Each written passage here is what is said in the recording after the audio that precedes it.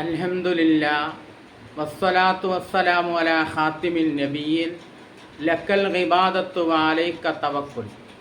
ഇന്നത്തെ ഹദീസ് ക്ലാസ്സിൽ പറയുന്നത് ഭക്ഷണം കഴിക്കാനിരിക്കുമ്പോൾ പാലിക്കേണ്ട മര്യാദയെ സംബന്ധിച്ചാണ്. മഹാനായ അബൂ ദാവൂദ് റഹ്മത്തുള്ളാഹി അലൈഹിയും തുർമുദി റഹ്മത്തുള്ളാഹി അലൈഹിയുമാണ് ഈ ഹദീസ് ഉദ്ധരിക്കുന്നത്. നമുക്ക് ഹദീസിലേക്ക് പ്രവേശിക്കാം. ആയിഷത്ത റളിയല്ലാഹു അൻഹ, മഹദിയായ ആയിഷ റളിയല്ലാഹു അൻഹ നബി സല്ലല്ലാഹു അലൈഹി വസല്ലം തങ്ങളെ തൊട്ട് ഉദ്ധരിക്കുന്ന ഹദീസ്.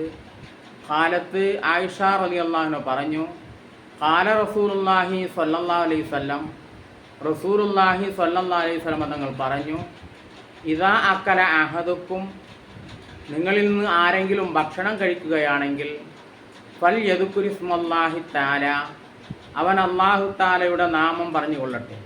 ബിസ്മില്ലാഹിർ റഹ്മാനിർ റഹീം എന്നവൻ ചൊല്ലിക്കൊള്ളട്ടെ.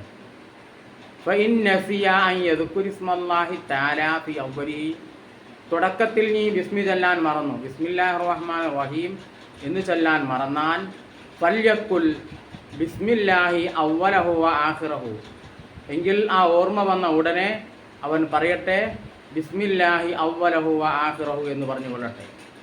അപ്പോൾ ഏത് കാര്യവും ഏതൊരു നല്ല പ്രവൃത്തിയും ചെയ്യുമ്പോൾ അതിൻ്റെ തുടക്കത്തിൽ ബിസ്മില്ലാഹിർ റഹ്മാനിർ റഹീം എന്ന് പറയണം.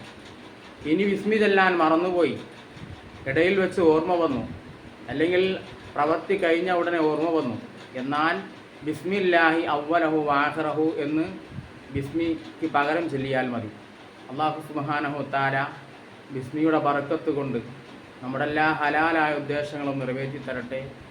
ഏതൊരു പ്രവൃത്തി ചെയ്യുമ്പോഴും ബിസ്മില്ലാഹിർ റഹ്മാനിർ റഹീം എന്ന് ചൊല്ലിക്കൊണ്ട് ആരംഭിക്കാനുള്ള സൗഭാഗ്യം അള്ളാഹു നമുക്ക് നൽകി അനുഗ്രഹിക്കട്ടെ. അള്ളാഹു രണ്ട് വീട്ടിലും വിജയികളിൽ ഉൾപ്പെടുത്തി നമ്മെ അനുഗ്രഹിക്കട്ടെ. വആഖിറു ദഅവാന അനിൽ ഹംദുലില്ലാഹി റബ്ബിൽ ആലമീൻ. അസ്സലാമു അലൈക്കും വറഹ്മത്തുള്ളാഹി തആല വബറകാതുഹു.